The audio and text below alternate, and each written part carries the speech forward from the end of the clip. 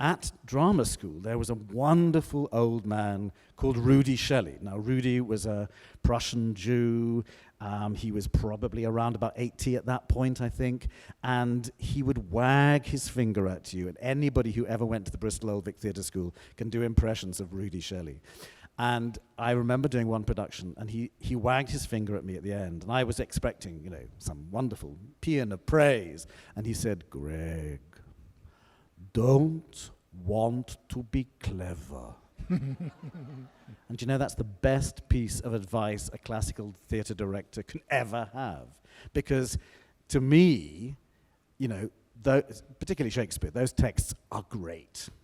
You are working with astonishing work, even when you're doing the plays that are more rarely performed. And those are the ones I did first, professionally. Your job really as a director is to provide the syntax and the grammar and the understanding and the context in which those actors can perform. And if you can do that, then you know, you may have wonderful ideas about a kind of concept of a production that you might want to apply. To me, I'm not a conceptual director. Adrian Noble, my predecessor, bar one, or jump one as artistic director at Stratford, he said, you know, he was suspicious of highly conceptual productions, of concept in a sort of Teutonic sense with a capital K and an umlaut. And I feel that too. I kind of go, it doesn't trust the actors. If you've got the actors and then you say, and we're doing Midsummer Night's Dream, but it's not a wood, it's a car park,